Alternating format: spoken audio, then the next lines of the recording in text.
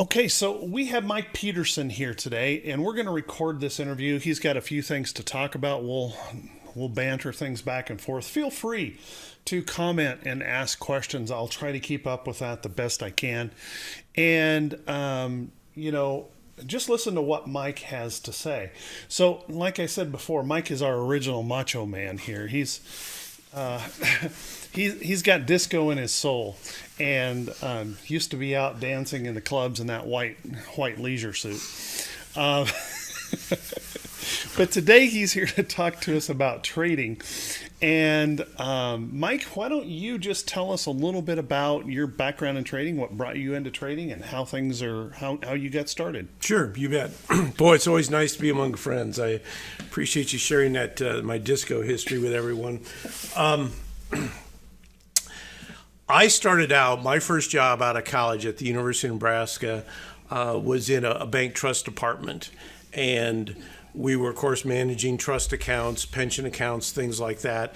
And so I was, shall we say, grew up or brought up by traders, stockbrokers, fund managers that were all buy and hold people. And that was it. That's all that you talked about. That was what made Warren Buffett rich. And so anything else other than the traditional blue chip buy and hold was just, well, it was a scam or it was a flim-flam or anything like that. So I came to this with a lot of baggage. Doug and I lived in the same town for a number of years.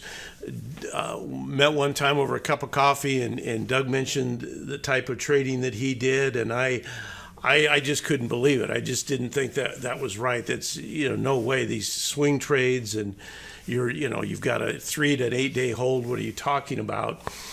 And the one thing I want to make certain to everybody is Doug never pitched me on joining the trading service, joining the room. I was always the one calling him up and saying, "Hey, Doug, let's have breakfast, let's have lunch. I want to learn more." And then finally, I decided, okay, I've got to start to learn how to do this. And you spent quite a bit of time practicing and practicing with paper trade account, right? Oh, absolutely. Yeah, we'll get to that, guys. There's 3 sections I want to kind of cover at the end of every section. Then we'll open it up for questions on that particular section, and then move on. Once I joined the service and understood what was going on, my ambition was to be the richest but the laziest trader around. And I don't like to waste time. I don't like to waste money or effort. And so the first thing that once I understood what this was about is I wanted to streamline what I was doing. And so I took the CBOE listing of most optional traded stocks, and I gleaned that list. I was starting out, I was trading a $25,000 IRA account, a $25,000 traditional account, and a $20,000 account for my son, my 28-year-old son.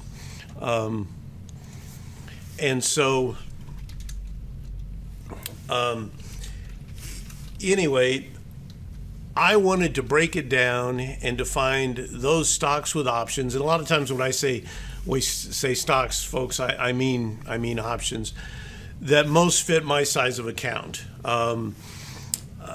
For instance, even today, I don't trade Amazon, I don't trade Netflix, I don't trade Google/Alphabet, and I don't even look at those charts. I wanted to concentrate on charts that I could trade for my size of account. And of course, you've heard Doug many times talk about the rule that he has is look for a position 3 to 5% of your account size. So if you're trading a $25,000 account, you're trading anywhere from $750 to $1,200 on a 3 to 5%. And again, some of those higher priced stocks I couldn't mess with. And so I literally downloaded the list and went through every stock and would pull up the options chain and look at them at 45 to 60 days out. And what is within the 70 delta price range, can I trade that type of stock? And then I would literally write it down, make lists, put them into those plastic clear sleeves that we used to put our high school book reports in, and put them in a notebook. And I'm going to glean my list a little bit. I'm always adding to it, subtracting it. I just counted it last night, and for some reason I have exactly 200 names in there. But that'd be the first thing. And I guess what my trading, the few years that I've been doing this, and the size of accounts, I probably appeal more toward the beginning trader, obviously, and someone who's trading a smaller account. I identify with that trader a little bit better. But I think these same principles can work whether you're trading a $5,000 account or a $500,000 account. You have to build an inventory, and you can't look at everything. And there's some stocks out there. Doug, somewhere on the screen, can we pull up the options chain for SNE, which is Sony Electronics? Let's look at January 2019. Down into the Sevi Delta range. Where is the column that shows how many your open interest at? Sorry, I had changed that for class. There we go. Open interest. Okay, now see, that's a chart that, at least as I learned from Doug, that it's very difficult. Though in the 70 delta range, there are some open interests. At the 77 delta, there's 1,200 contracts. But by and large, that's not a chart that I would spend a lot of time with, because of the in some ways limited range. If I would pass on that in a half a heartbeat. Yeah, exactly. So the first thing I would counsel you folks is, guys, I don't care how good the chart looks. If you're an options trader, if there's not an options chain there, don't waste your time. Move on. Don't even look at it. In fact, I've got that marked on my TC2000. If someone says, hey, let's look at SNE, I've got it marked on there, few to no options, no trading. Now, someone else might be interested in it and can ask Doug about it. I'm not going to pay any attention to it. So, as I said, the first thing I would do is build yourself an inventory of stocks that you're constantly watching and looking at. So basically what you're doing is following the rule of creating a qualified watch list, trades that fit you, or stocks that fit you personally, that you can trade, fit your account, fit your trade size, and have good quality options available. Other than that, you're pretty much not interested or wasting any time on those other charts. Exactly. And we'll have a little bit of a tough love session here, folks. If I step on anybody's toes, I apologize. But guys, if you're an option swing trader, again, if there's no options there, why even watch the chart? I don't care how good the chart looks if you can't do anything with it. Leads me to the next thing is... Bill, you're right. We're looking at a January contract. There's only 18 days. Mike's not suggesting that contract. He's bringing that up as an example. If you look at the February contracts, there's no open interest at all. So, I mean, what he's doing is bringing you up an example as to why he does what he does. He doesn't waste time. He's very efficient in the workflow that he has, because he wants to get his job done and then get on with his life. He wants to be a trader. Yeah, exactly, Bill. I mean, I wasn't suggesting that. Sony is a big time name, but there's just no options action there. So why don't even mess with it? Don't even follow it. At least in my opinion. The other thing, and this will come to our second section, but when I first started out, I opened my account in February 2016. Of course, all I did was paper trade.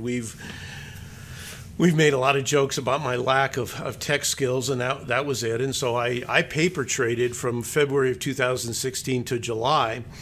But when I paper traded with a purpose that I wanted to learn what am I comfortable with, what fits for me, what works for me, what am I interested in. And the kicking and screaming that I was drug out of the darkness was from a buy and hold to an option swing trader.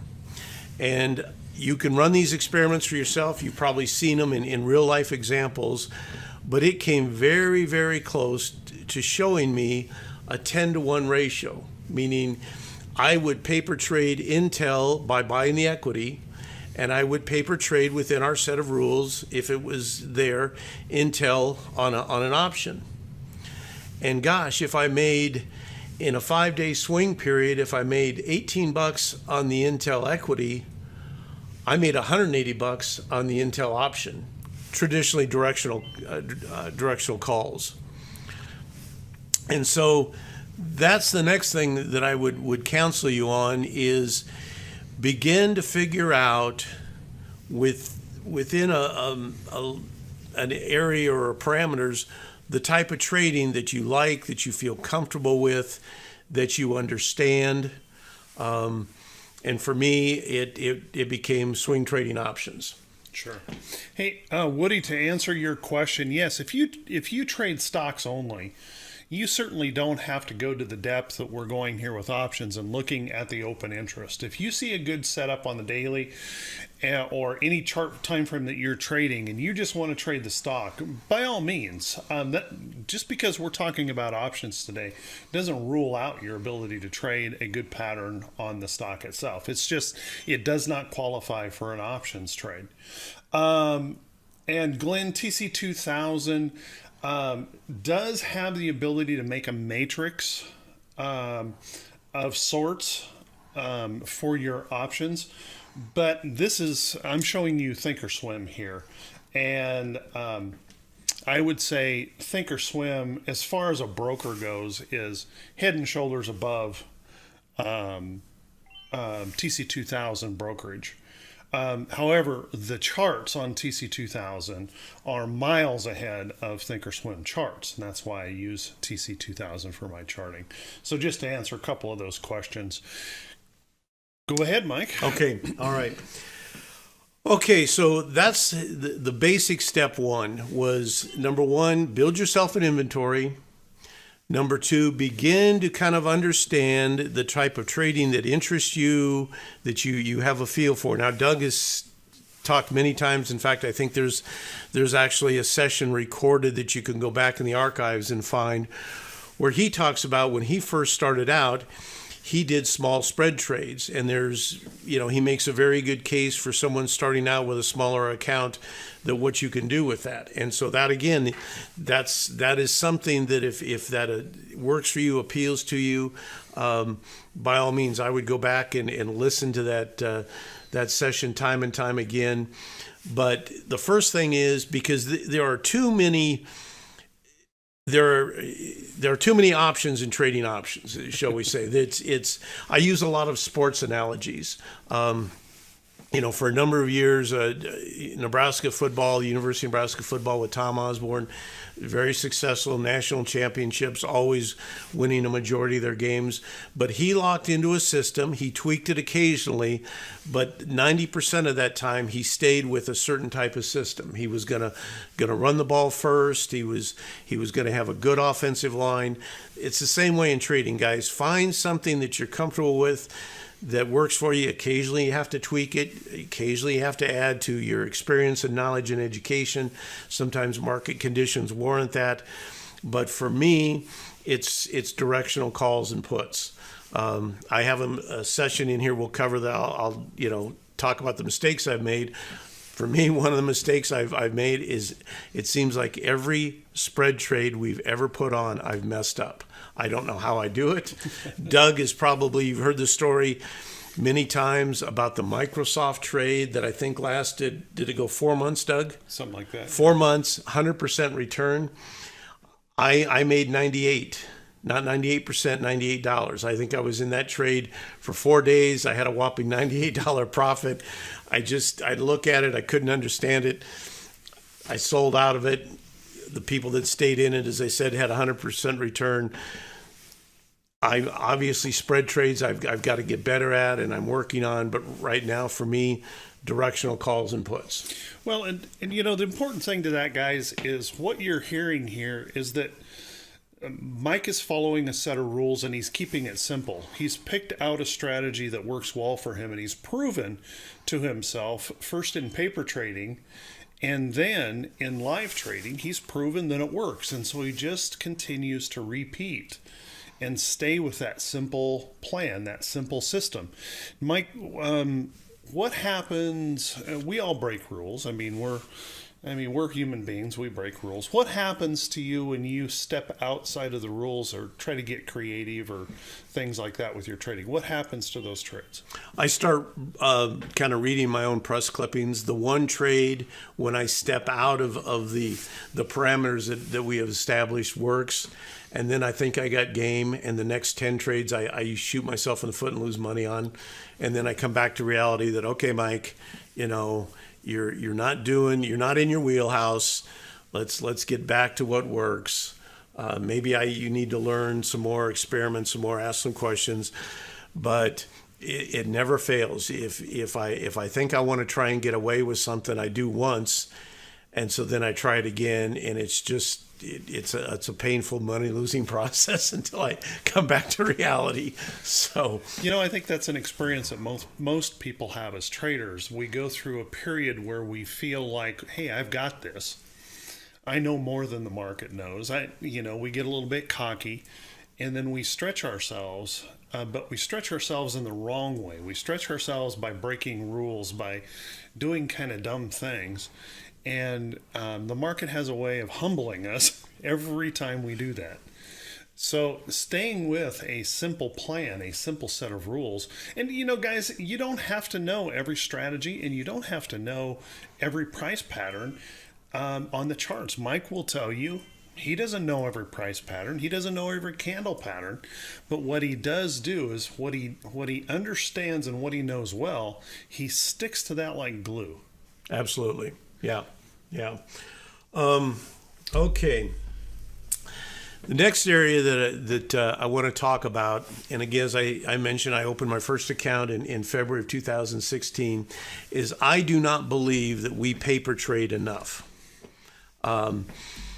We need to for a lot of reasons. Build experience, build confidence, experiment with some things, see how patterns work out. But that's what I started doing. I literally paper traded from February of 2016 until I made my first live trade in July of 2016. And here's a suggestion that I have for paper trading. And what I'm in is I'm in Thinkorswim is my trading platform, and then I have TC2000. Of course, I paper trade on Thinkorswim's trading paper trading side, and I don't know. They think they start you out with 100,000 or 200,000, whatever.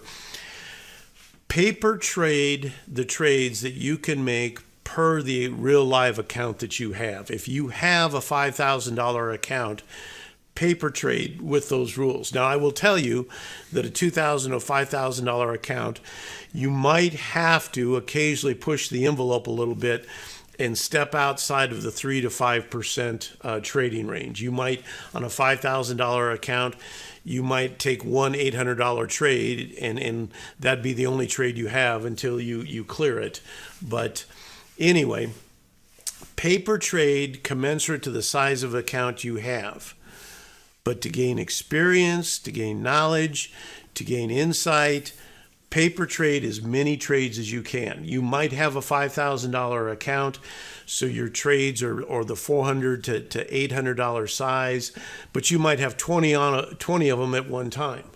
Learn, put that on there, track those trades, what's going right, what's going wrong, what did you learn, what should you have done different, were you at resistance, were you at support, where did that trade come from?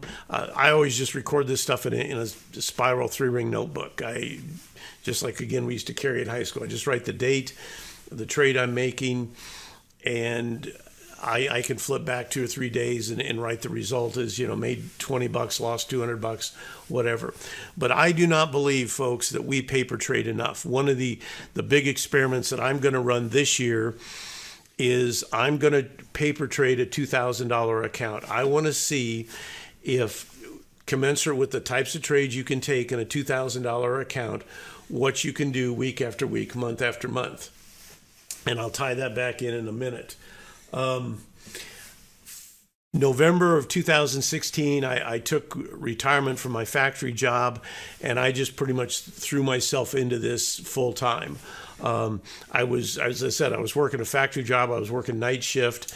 I'd come home at 7 o'clock in the morning, log into the room, listen to the lessons that were going on, make some trades. But then in 2016 is when I retired from that job at age 58 and began trading full time. And the late part of 2016, of course, then leads into 2017. And gosh, what a year to learn to begin to trade was in 2017. I always kid people. I say, I'm not too sure that you physically couldn't have gone to Wall Street in New York, taken dollar bills, thrown them up in the air, and $100 bills would have floated down.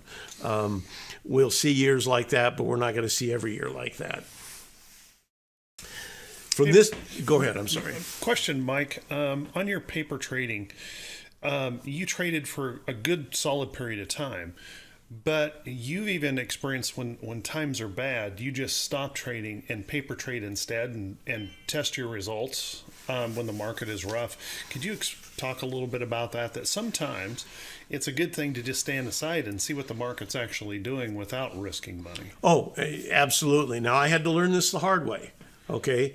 You could pull up any chart, pull up the diamonds. I started, again, reading my own press clippings. I was Mike Peterson. I was the king of the $100 profitable trade. So I tried to real trade through the dip in February of this year and just got flat punched in the mouth. And so then again, I'd forgotten one of the biggest lessons is just go back just to keep your head in the game, so to speak, and just go back to paper trading, Mike. And I felt I had that same vibe in December. And I know there's a lot of good traders in this room that made some money this month. I just wasn't picking up the vibe starting in early December. There was too much going on, both with the markets and in my personal life. I have a relative going through hospice right now, and I just couldn't concentrate on what was going on.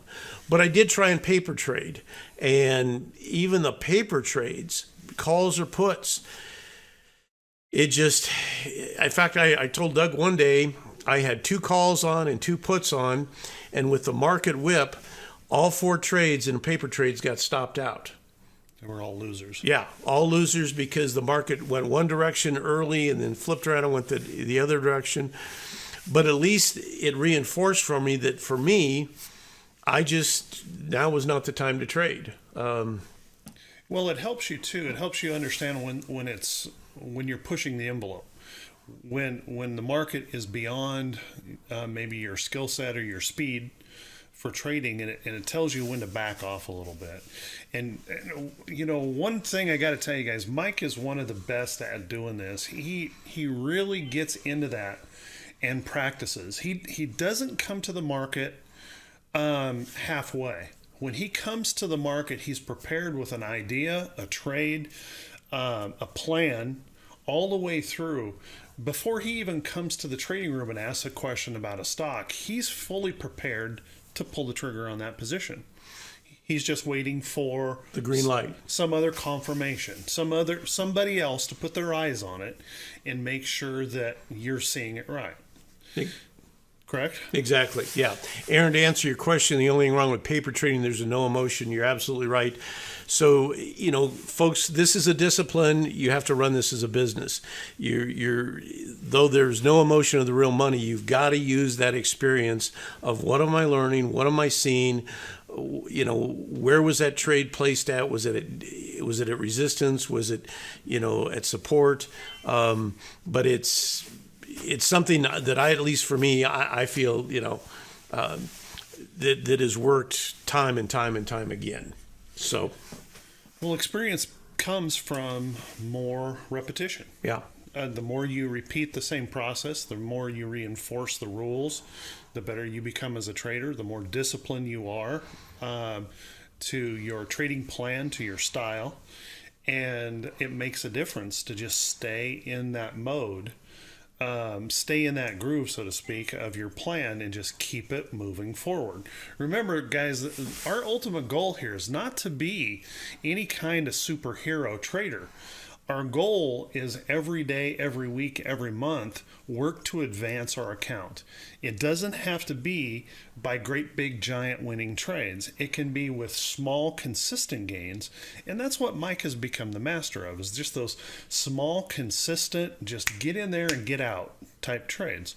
So we'll let him continue on here with that. Well, I did wanted to save this section for a little bit later, but we'll cover it right now. In September, my September stats were I made 47 trades. Wow. 40 of them were winners. 7 of them got stopped out or I lost money on. Some of them I just thought that, hey, there's no momentum here. I'm just going to go ahead and sell out of this thing at a small loss before it trips my stop. Of the 40 winners, the net amount, now my losses were $506 on 7 losing trades. The 40 winning trades generated a net amount of $4,600. Awesome. But guys, on 40 trades, that's a whopping $115 Per trade. per trade. Doug, you and I couldn't get out of a nice steakhouse for $115 for lunch. True. You know, those side dishes will kill you. And if you were telling somebody, if Doug had publicized that we're going to be interviewing a guy that, folks, he averages $115 a profit trade, there wouldn't be anybody in the room today. You're probably right. But I'll tell you what, guys, for my size of account, and $4,600 was the best month I've had. Usually I come in every month around 30 trades and around $3,000. Awesome. Once you get to net figures. And so the principles are still the same thing, whether you trade a $5,000 account, a $50,000 or a $500, whether you're buying 1 contract, 5 contracts, or 10 contracts, the result is still the same. Exactly. And what's neat about this is once you build your confidence in doing what you're doing, $100 at a time, all you have to do is continue on that same path, just scale up the size of your trade to where you're making $200 a trade, and then it's $400 a trade because you're just scaling up as your account grows. Let me ask this question, Mike.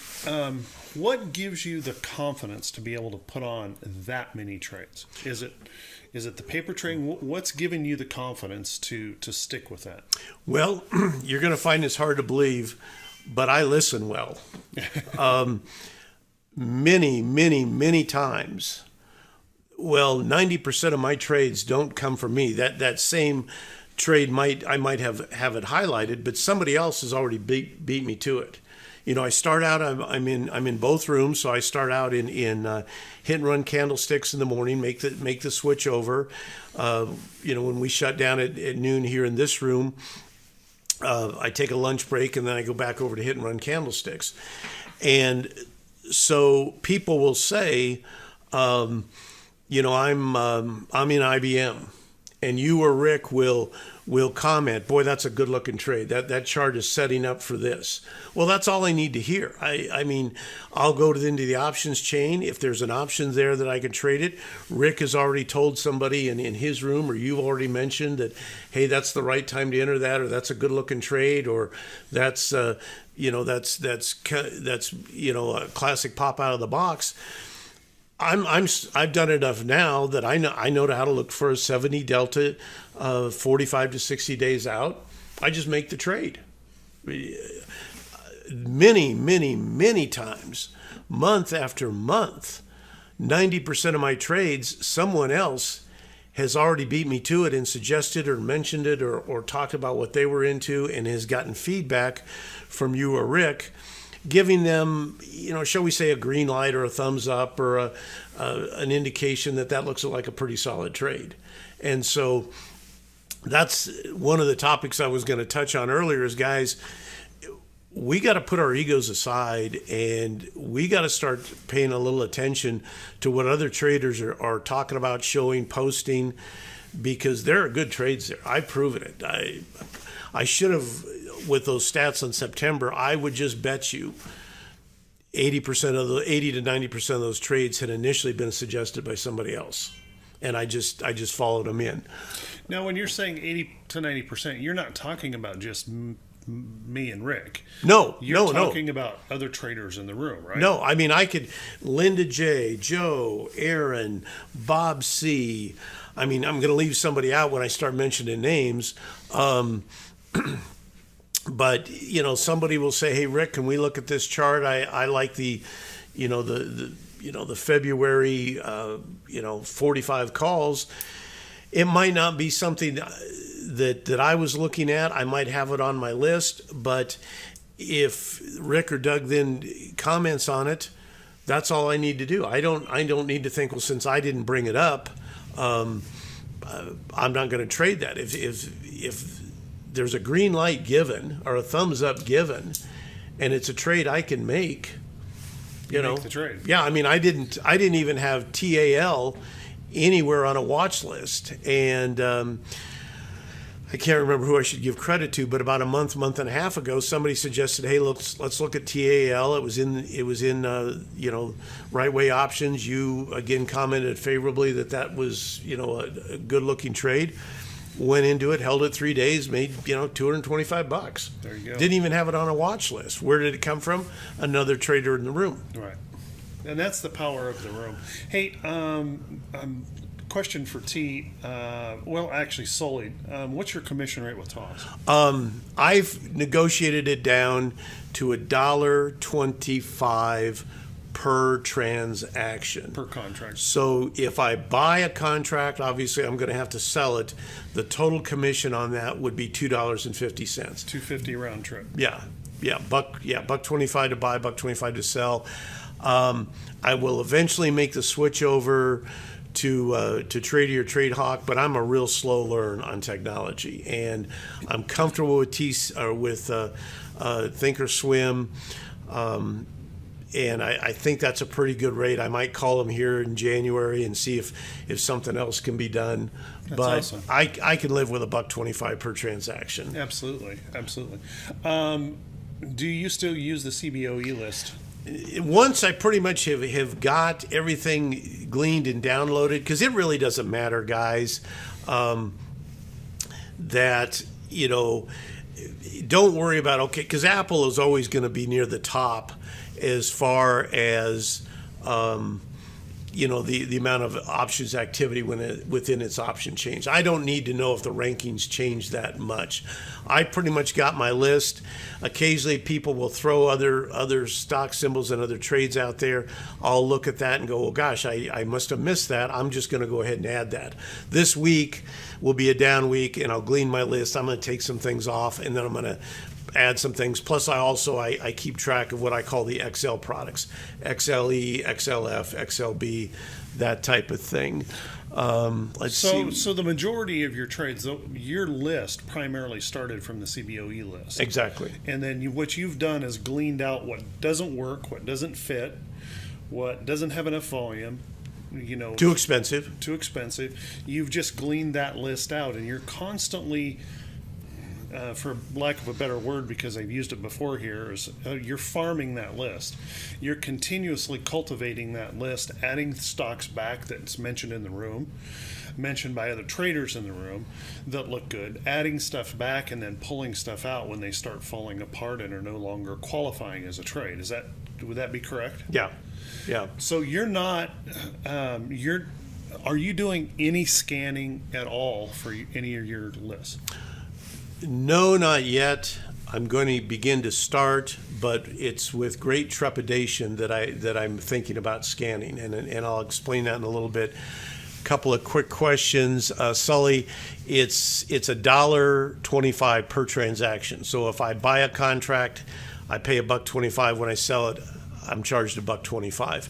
Joe, your question about Tradier, I just need to sit down and do the math. You're probably right. It's just the fact that having learned Thinkorswim to have to change over, I'll probably open a small account and begin to make the transfer and transaction in the learning curve. But like I said, you're talking to a guy that's never even sent a text message on a phone. So sure. Yeah. Anyway, okay. continuing with the paper trading account, I just think it's the fact that this is a great way to just, I use a lot of sports analogies. It's every major college, every NFL football team, they will have scrimmages during the off season or in between where they have refs. They're scrimmaging somebody else, they're scrimmaging their second team, they're keeping track of penalties and yards and that type of thing. But obviously, it's not a real game; it doesn't count, right. And that's what paper trading is. But I'll tell you what, folks. It has helped me immensely. It has opened my eyes. It's given me the confidence. Again, I was a slow learner when it comes to the tech side of things, just the actual executing the trades. But it also just, again, it's just repetition. Right. Hey, Bal had a question that he'd ask. He was asking about, do you wait in the morning before pulling the trigger on a trade? Or I just, it's kind of wherever you're getting that vibe and that feel from. Obviously, we've talked many times now. The past, 3 to 4 months, it's been very topsy turvy. I mean, we've seen price reversals within the hour. Right. Usually, I have. I have my watch list, and I have maybe 1 or 2 or 3 trades that I've identified that I want to take a look at. And, we've heard Rick and Doug say many times that first half hour to 45 minutes, let's just see what the market's going to do. And that pretty much is it. And then at some point in time, I'll pose the question to Rick or I'll pose the question to you, depending on where I'm at in the room. This is the trade I'm looking at, give me your opinion, and then from there is pretty much when I go ahead and execute it, if I get the okay, the thumbs up, that type of thing. So the point being, you're not rushing into any trade. You're putting quite a little time in thought, preparation, being ready for the trade, and then posing the question to someone else to have their review of that before you're actually making the decision on the entry. Yeah. So there's no rush into any trade. It's either my trade or, again, it's one of our other good traders in the room has posed the question to you guys, and you have commented favorably on that. That at a point in time, that's when I execute the trade. Awesome. I see there's a question in here about, the setup that you're looking for buying and selling. I understand basic rounded bottom breakout. I understand basically pop out of the box. You'd initially had asked me a little bit about do I use any indicators. Let me back up a little bit. Saturday or Sunday evenings is I sit down every week and I pull up chart after chart in my inventory, and I put a horizontal line at where that position ended the week at. And I only have one line on there. Every week I move the line. And so pull up Apple if you could real quick. I think Apple, at least at the end of Friday, was around 156.23 Friday. And so I put a line across there, and you begin to look and say, okay, where is this thing going? What's going on here? There's only 3 things that a stock can do, guys. It's trending up, it's stair-stepping down, or it's pretty much marching in place, it's consolidating, moving sideways. And when I just draw a horizontal line, it pretty much begins to show me, what is this thing doing? You're still paying attention to trend, though. Yes, absolutely, absolutely.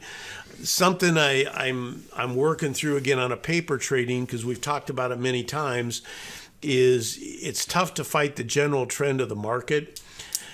I'm wondering at times, are there positions out there that I should have traded that maybe the market is moving up, but this thing was tracking down for a put, vice versa.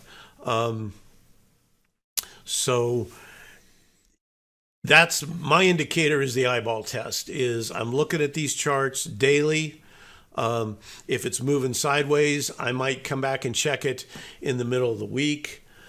But off of the horizontal line, I've put on there, where is this thing going? Sure. Now, what I want to reiterate here, because the question about the stocks, when you said your inventory list, you're talking about that qualified list that you work from, and that's what you're looking at every Saturday, every Sunday, and you're building a short list from that. Exactly. Yeah. Okay. Yeah. So you're not out there, running scans or just going through every chart in TC 2000 or something. You're staying with your very confined list. Yep. That is qualified for you, and in that way, do you feel like in watching those charts over and over and over every day, like you do, that you begin to get a sense of how they move? Oh, yeah. Let's pull up Coca-Cola.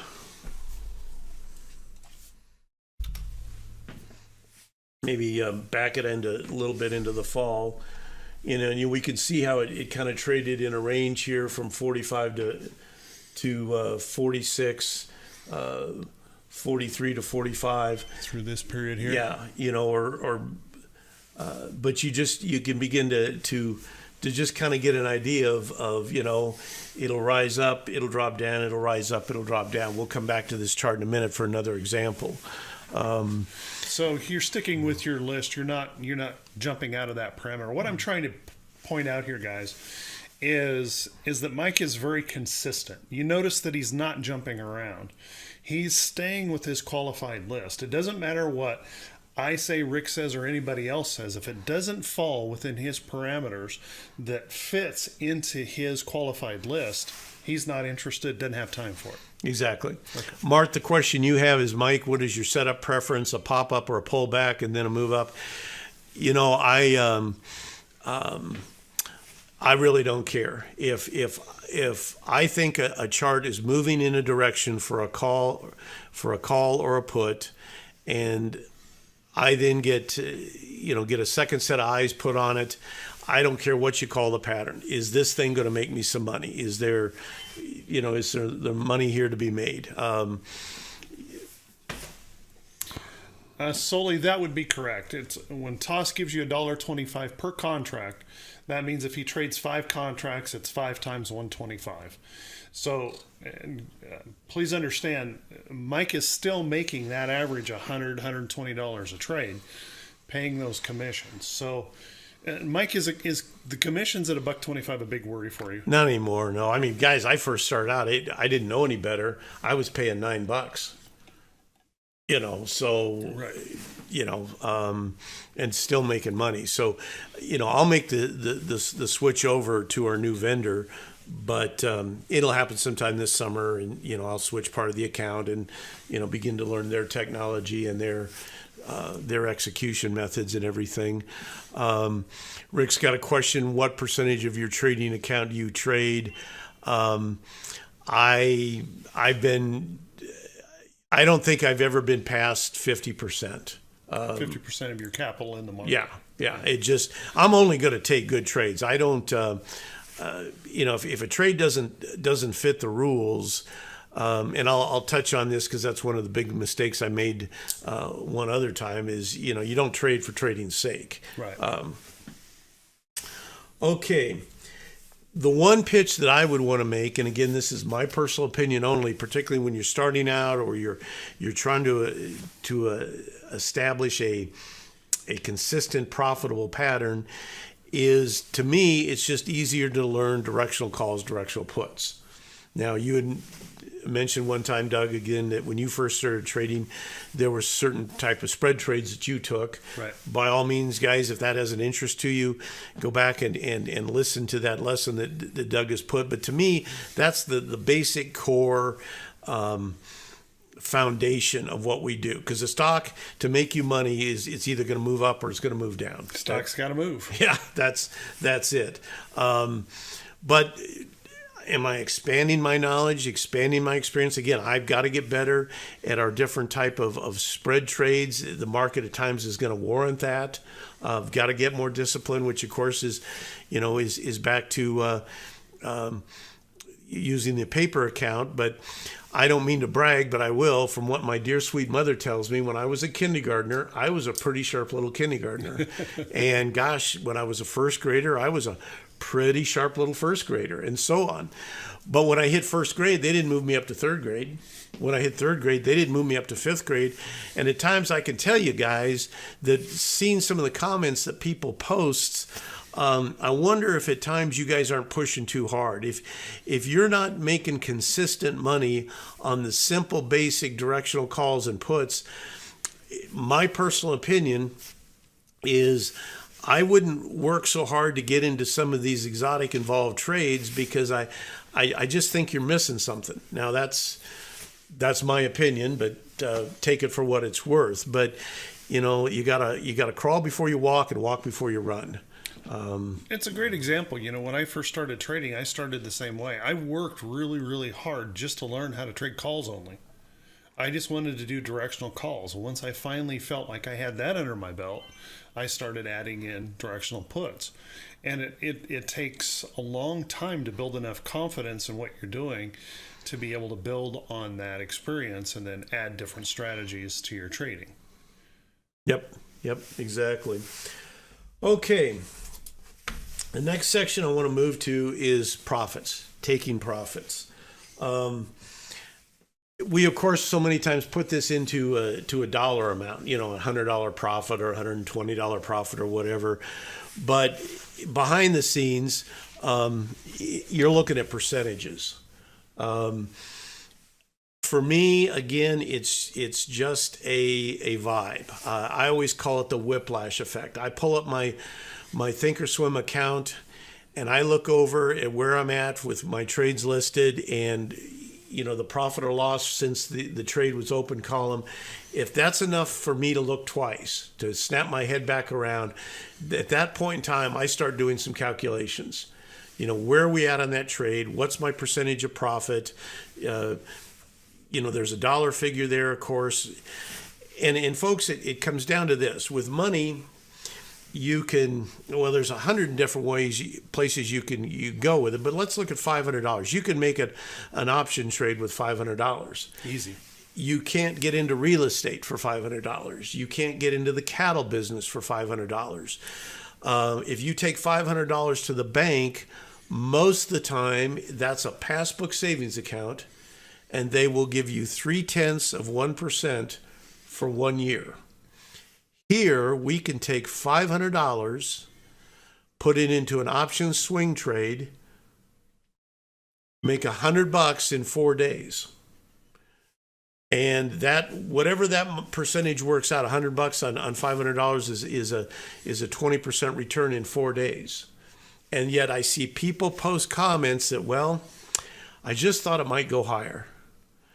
Well, here's a perfect example that I wrote out, guys.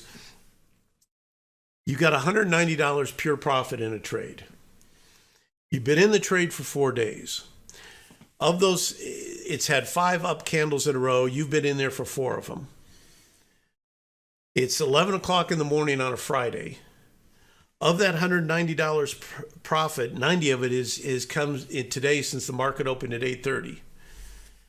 And like I said, and it's a Friday. And you can't decide whether or not to capture the profit or not. It's just like, come on, guys. I used to be a factory worker. I made, for a small Midwestern town, made $20 an hour, great benefits, a retirement plan second to none. But I had ear protection.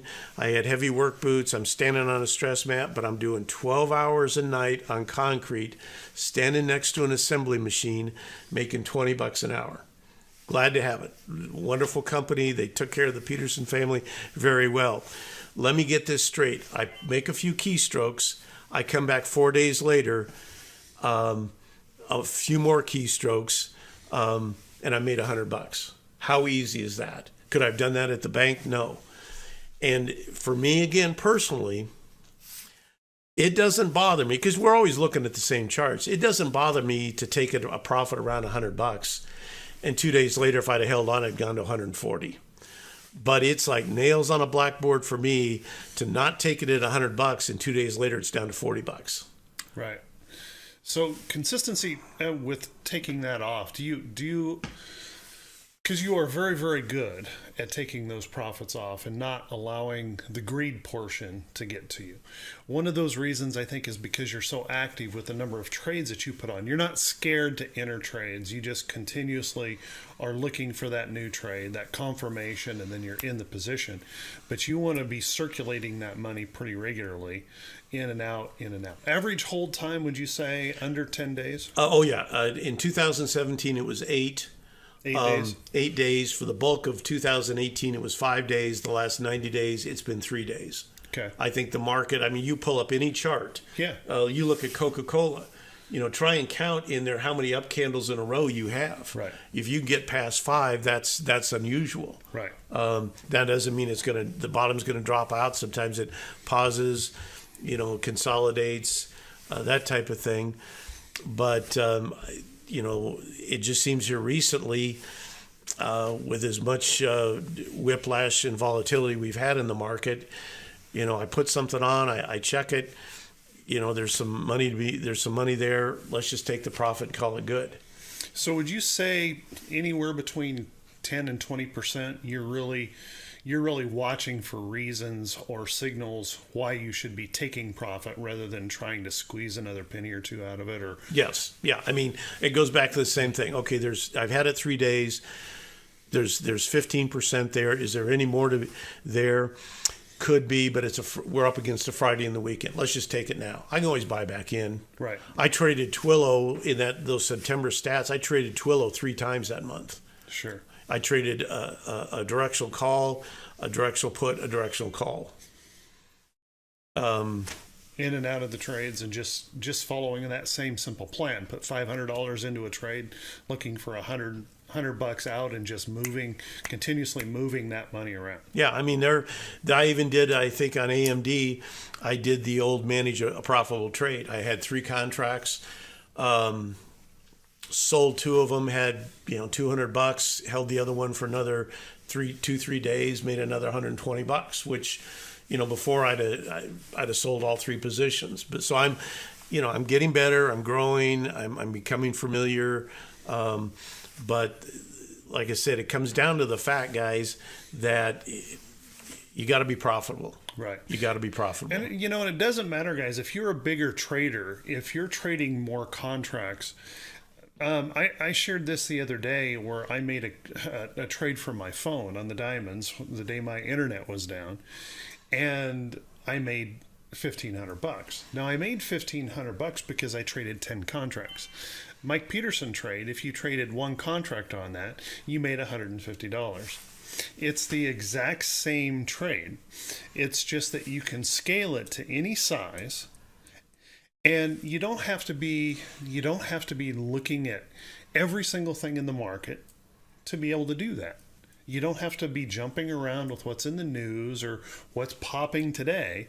It's those consistent charts that you've been watching for a long period of time. Correct? Yeah.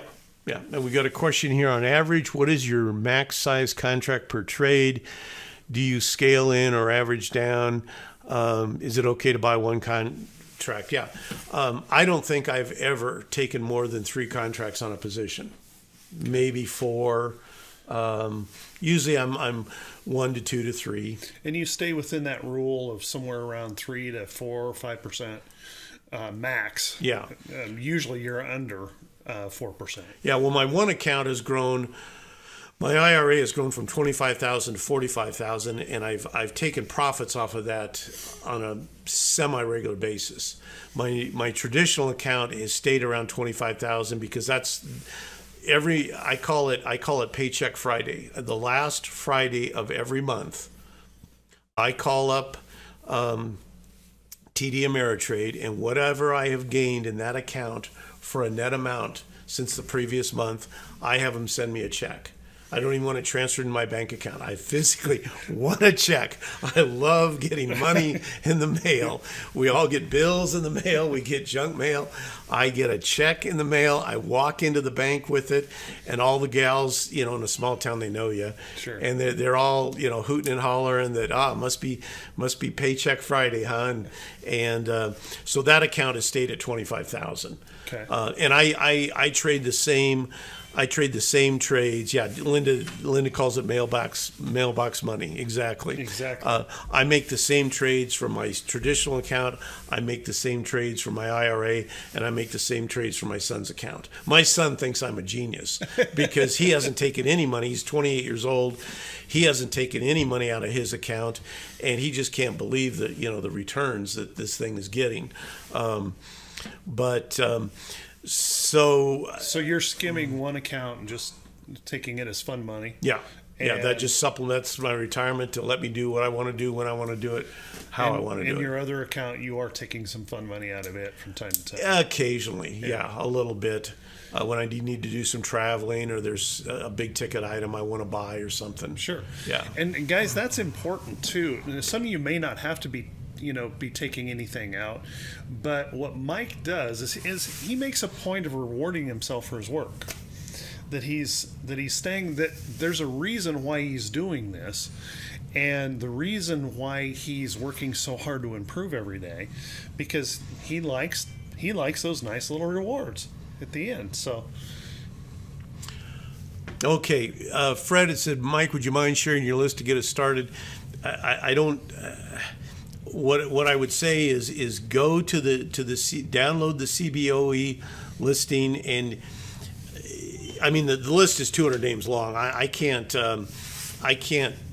write out or send out an email or whatever, but just begin to go through that and what can you trade for your size of account, that's very important, Fred. You have to make your list. It has to fit you personally. You and Mike and me and Rick and Bob C. and Aaron and Linda, we're all different traders. We have different account sizes. We have different, shall I say, money hang-ups or issues that we want to focus on. We may even have slightly different rules that we set up for ourselves. And so you need to make that list your own. And that's one thing that Mike that's a very personal list to you. It fits you personally. It may not fit anyone else. It fits you. And so everyone needs to create that. And guys, you can get that. It's not a hard process. Let me just take for a second here to remind everyone, Mike is not running that list off of any kind of a fancy scan or anything. He pulled up the CBOE list one time because I was there and helped him do it. Had to. And from that, he wrote it out on notebook paper, and that's what he still uses today. Okay? And that's been 2 years. Mm-hmm. 2 years. He's been working from the same list. Now, stocks, I'm guessing stocks have come on that list and stocks have been thrown off of that list because you're farming that all the time. But the point is it's your list. It's personal to you, and because you're watching that list every single day, you've grown to understand those stocks, how they move, how they function, and that's also a key element, I think, to you being successful because you have a sense of what's going on in that chart. Would you agree? Yep. I got a great question here from Rickster. Do you think your banking experience has helped in any way? Guys, every movie you've ever seen about Wall Street, the Wolf of Wall Street, the Michael Douglas Wall Street movie, any of those things, that's what the back room of a trust department of a bank looks like. It's not the staid, button down. You have guys in there that probably couldn't get a job doing anything else. We're talking about, this thing isn't worth the paper it's written on, but let's buy 6,000 shares. I mean, it's, I didn't learn a lot. For the thing I came away with that, Rick, was baggage. I mean, you can talk to Doug. I should say the lively spirited discussions we would have about buy and hold versus swing trading, because that's all I knew. Right. That's all I knew. How can you make money on something that you're only holding 8 to 11 days? That's impossible. And I would say with stocks, you're probably right. Stocks is pretty hard to make that happen. With options, not so tough. True. Not so tough. Continuing on our taking profits, I just think, guys, that one of the things, now we'll go to the mistakes I made. And wow. At one time I thought, okay, I'm going to set goals. And so I set a goal for number of trades, and I set a goal for average trade size, and I set a goal for profit size. And that, well, it started in January of 2018. It came through 2017, and I thought, wow, I got game here. I'm it, man. I'm the king of the $100 profit trade. So let's set some goals, Mike. And what I found myself doing was over trading. It's 3 days to the end of the month, and I'm $1,800 away from my profit goal. I got to start putting some trades on. Well, no, Mike. Only you need good trades that fit the trading rules. But pretty soon I was trading for trading's sake, and of course when that happened was when we hit the dip in February of 2018. So the one hard and fast rule I have now is I understand and know some basic trading patterns that pop out of the box, rounded bottom breakout. But 99% of my trades have either been favorably commented, have come from somebody else in the trading room and been favorably commented on by you or Rick, or I have posted that trade to you and Rick and received a favorable comment on.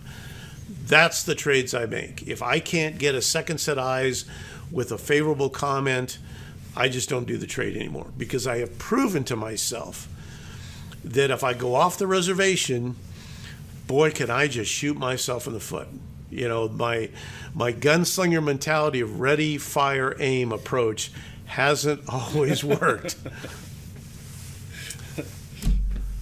So consistency with it. Yeah. I'll tell you what, we're coming up to 11 o'clock. Should we take a short break? I've got one or two points I want to make, and then maybe have some questions, and then just go back to the room and start looking at charts. We sure can. If you guys want to take a quick break, I'm going to pause the recording. Okay. So we're back, guys. Mike, there was a question while you were gone.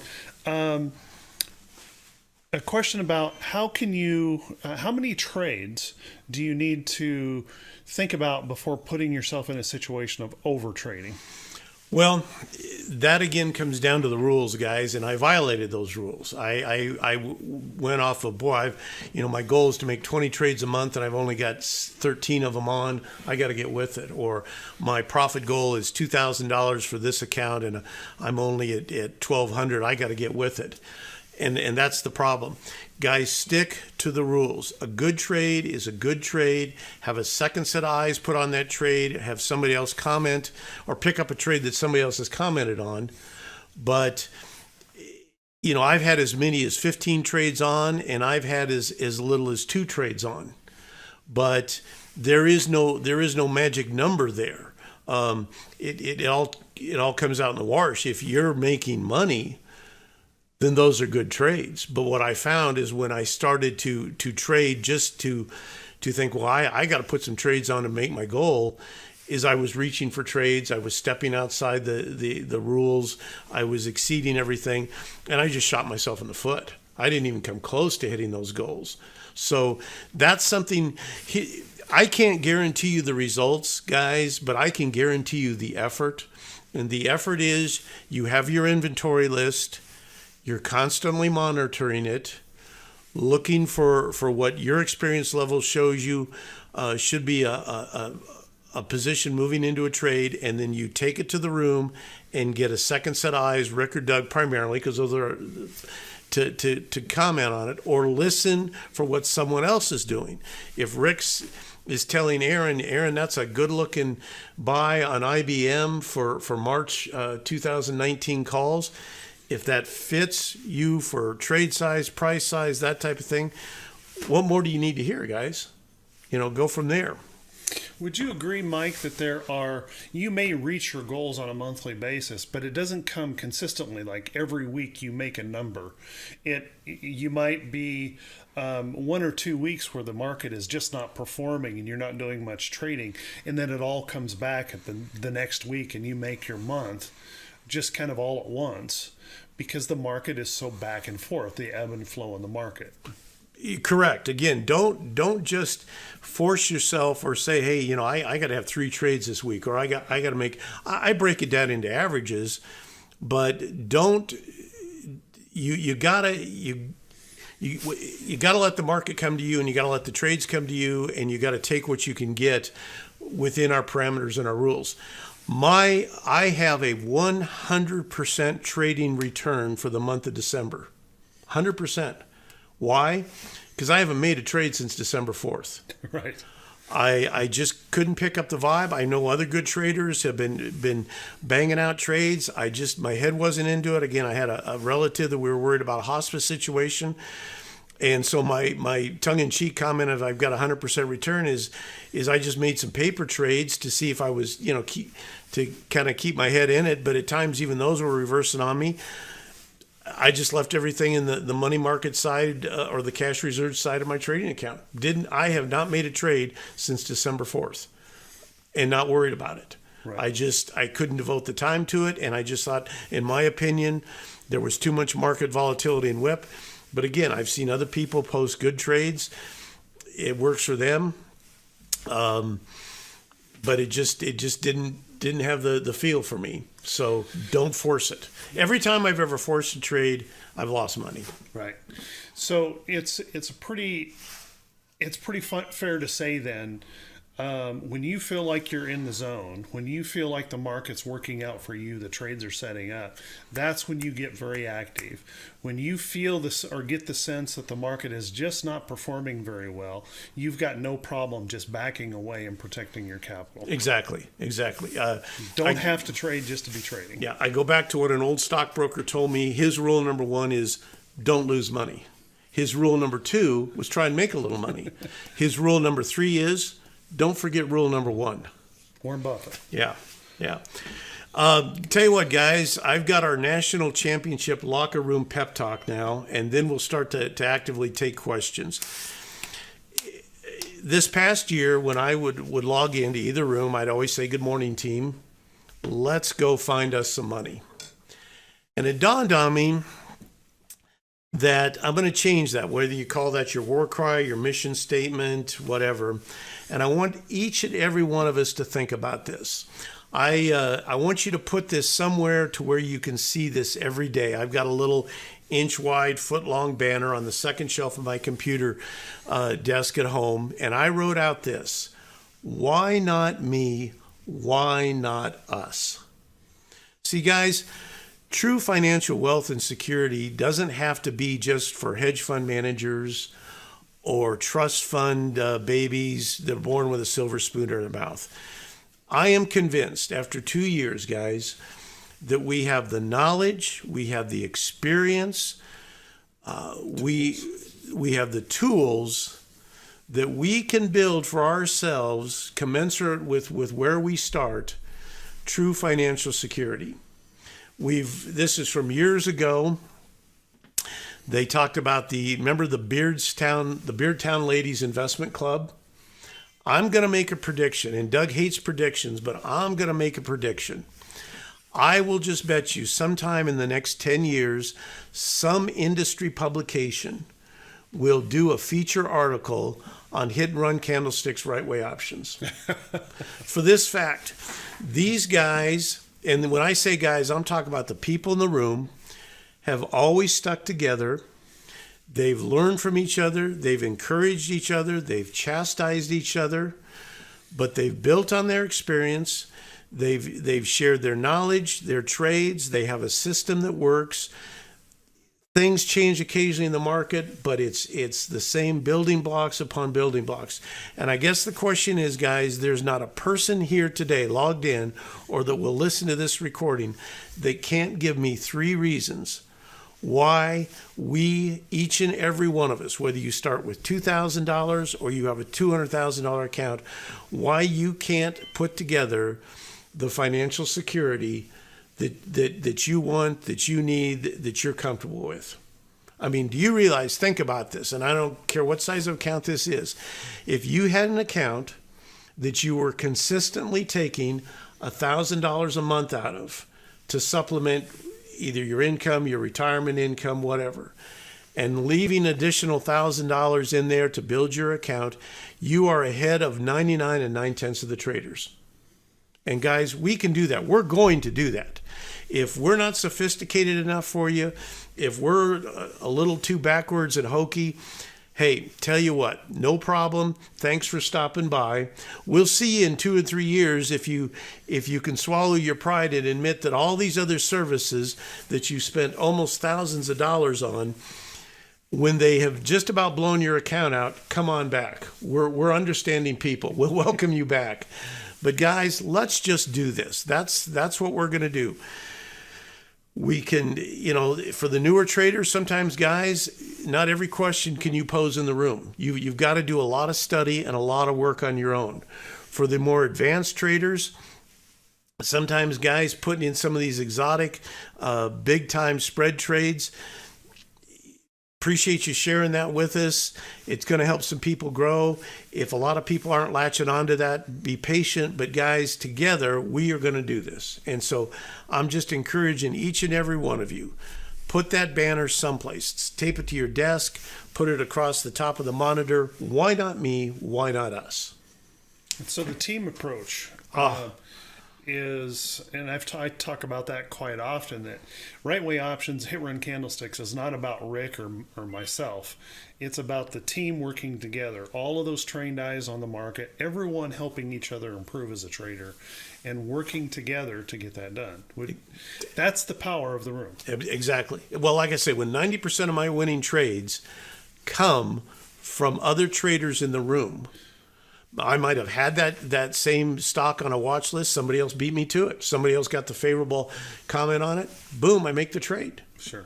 Like I said, I a month ago made a nice little profit on TAL. I didn't even have it anywhere on my watch list. Somebody suggested it in the room. It was commented favorably on. 3 days later, I made $200, and now it's in my inventory. Sure. So.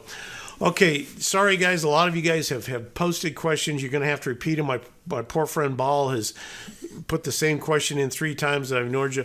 Let's go ahead now and just start in with the questions. Mike, what is your setup preference? Again, Mark, it doesn't matter. If I'm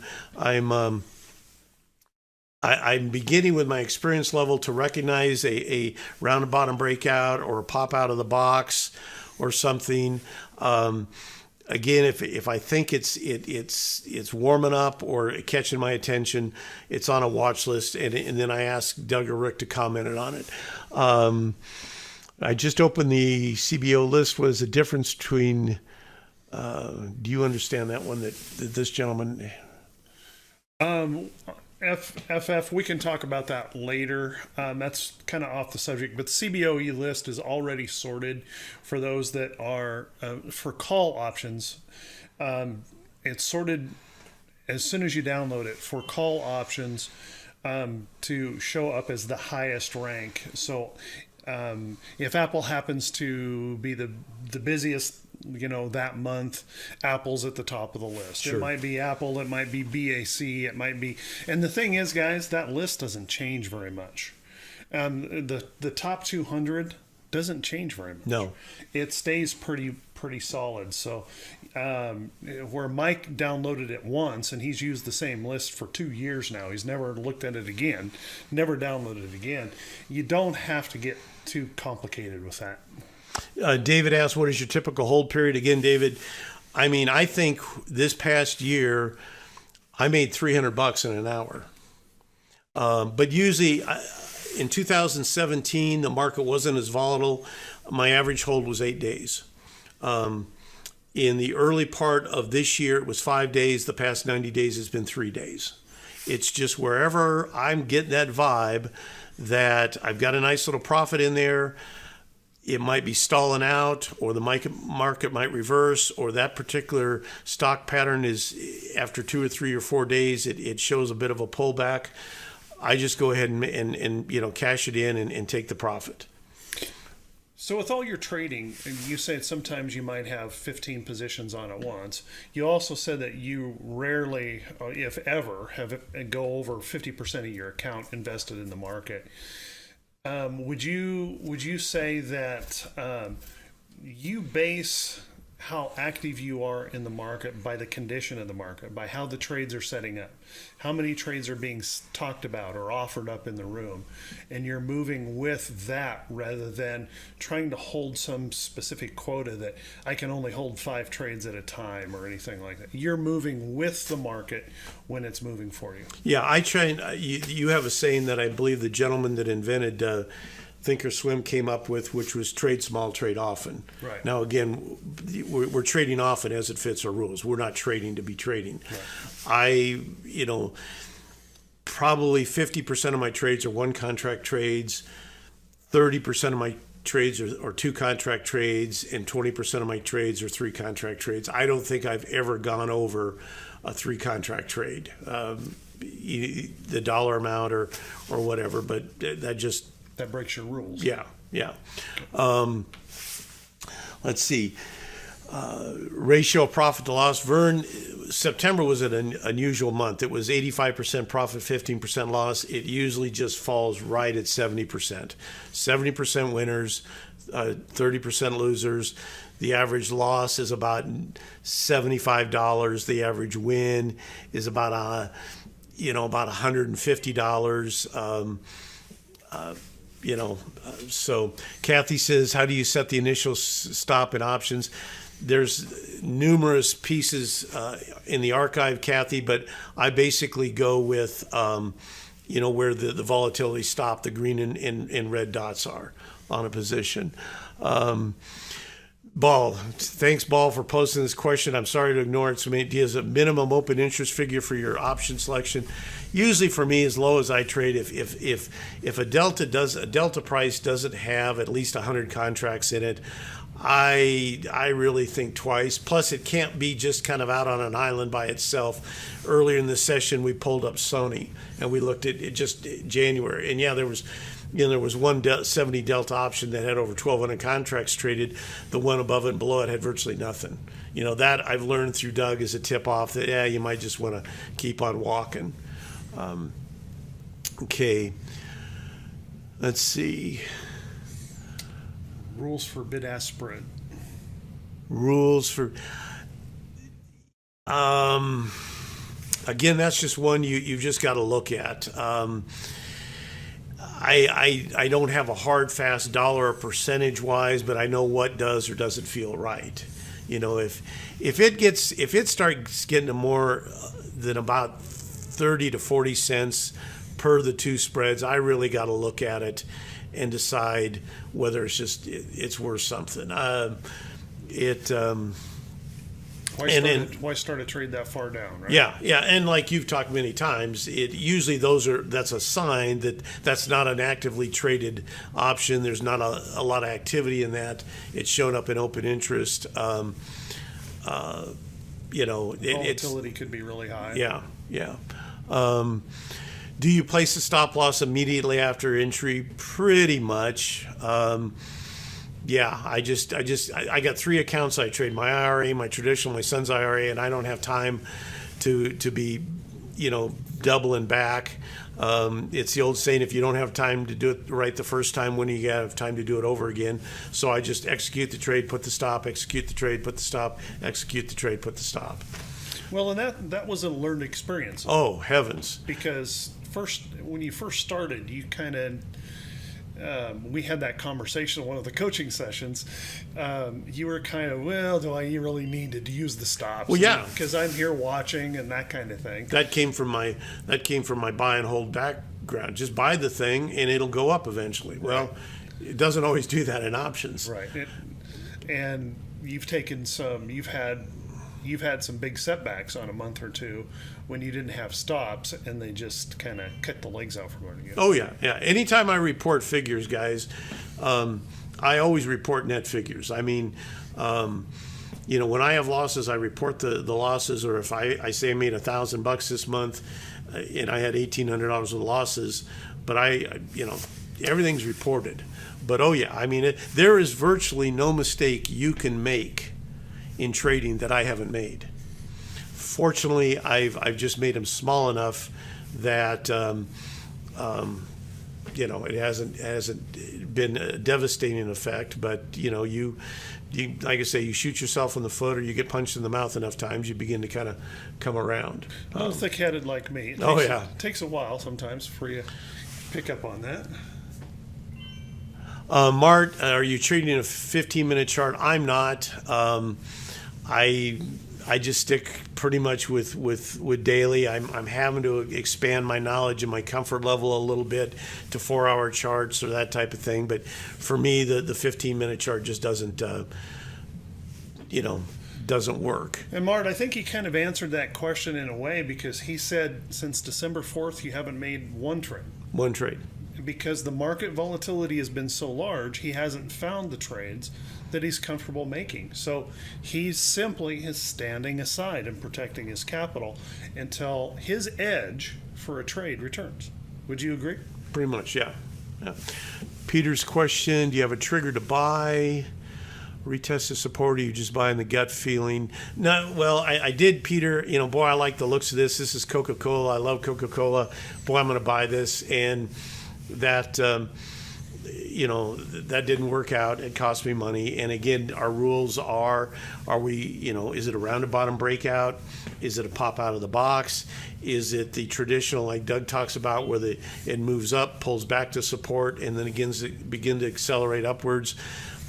But again, 99% of my trades I've had a second set of eyes look at them to confirm what I'm seeing. Is this a rounded bottom breakout? Is this in a buy zone? Is this the pop out of the box? Is this in a buy zone? So that's, I hope I answered that question, Peter, but, it's kind of one of those things where you know it when you see it, and then you just get someone else to confirm that. Right. I see, Ed, you've said my volume is low compared to Mike's. Ed, people ask me, give me a rule on it. So I gave you a rule, a minimum of 10% or 10 times of what you're willing to trade. And I've said over and over and over that is a minimum. When we look at options in the room, do you guys ever really find me looking at contracts that have less than 100 contracts on it that I'm going to recommend to anybody? And the answer to that is no. I'm always looking for more than that.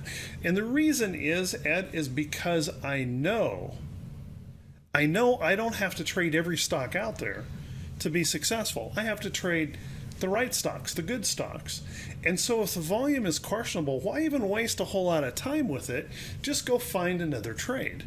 There's plenty of things to trade. Don't try to make something out of nothing. Yeah, exactly. Okay. Let's see. David, do you use a market order for the options? Once the underlying hits the stop. Well, what you're talking about there, what Mike does is he follows a set of rules that I talk about. When he enters a trade, he's normally entering that trade based on the price action of the chart itself, right? Yeah. It's based on the price action of the chart. So you're either entering that as a market order or a limit. Just currently right now you're entering that trade. And then you're following the volatility stop to set your stop losses. So you're not even worried about doing the calculation so much of the theoretical price of that option. where that price of that option is going to be when it trips your stop loss. You're just looking at the chart and saying, hey, if it drops below here, I don't want it anymore. And you just place your stop to sell that option right then. Exactly. You're not worried about the percentage of the option loss or any of that kind of stuff. This is what the chart tells me. I'm setting my trade by that, planning by that. If it tripped out, I'm done. I don't want it anymore. Yeah. Glenn, I got to ask you to restate that question about full-time versus part-time.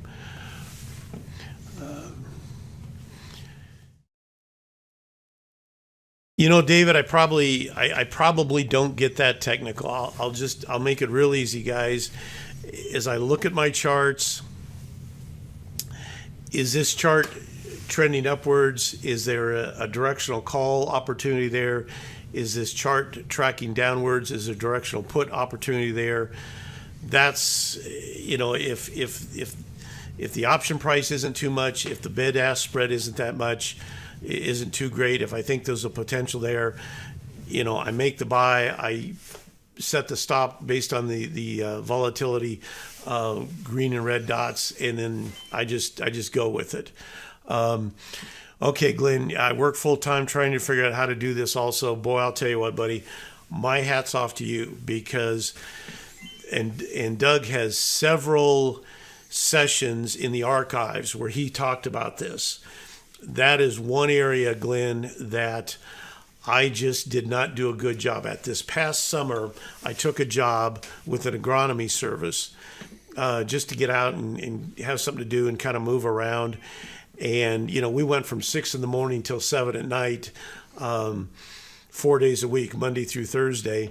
And by Friday, I was so exhausted from tromping through corn and soybean fields in central Nebraska. I wish I had something, Glenn, that I could offer for you. That'd be one that you want to specifically talk to Doug about, or again, he's got archive sessions about how he did it when he was running his construction business. I have just found, I decided, guys, that what I was going to do is I was going to make this my job. That's what I decided to do. Why should I go to work for somebody else when I can make this or much more money for myself? If you're trading part-time while you're working, guys, again, my hat's off to you. The only thing I could say is low and slow. Sit down at night or sit down over the weekend, look at your charts, understand how to execute those trades, again, as Doug talks about, where you put them in before or after the market closes. But I'm not the guy to ask on that one. Well, like Mike said, there are classes, are sessions in the archive, or you can even find probably something on the YouTube channel where I discuss the process of trading if you're working full time. I will have a class coming out next year. I guess tomorrow's next year, but it'll be a little bit longer than that. Next year on the process that I used to trade while I was working full time, and how I grew my account just kind of slowly, mechanically, carefully during that time. So there is a class coming that will be dedicated completely to that subject. The question, do you always move your stop on a daily basis? A little bit. Depending on how big a move it was, sometimes I'll start to tighten it up past the volatility indicator, because if we get a little bit of a market turn, I just want to be out of it with a profit. But again, on a 3-day hold, you're not in those trades that long for it to really exceed much past that. How often do you stray from the 70 delta 60 days out? A little bit. I've heard even Doug say that, hey, we're going to look at a trade and there's only 39 days here or 41 days here. But I would have to, I might take a 69 delta trade. I might take a 68 delta trade, depending on where it's pricing the option at. But I would have to say about 80%, probably closer to 90% of my trades fall in that category. The 70% delta, 45 to 60 days out. Okay, I think we're kind of running out of a few questions, and I'm probably kind of at the end of our rope, guys. Thanks for being here. Thanks for listening. my opinion and my opinion only, but I am convinced of one thing, guys. As I said, our war cry this year is why not me? Why not us? And we might as well just do this together. So I wish you all the very best. We'll be talking to you on a continuous basis. Everyone have a nice, safe New Year's, and we'll see you after the holiday.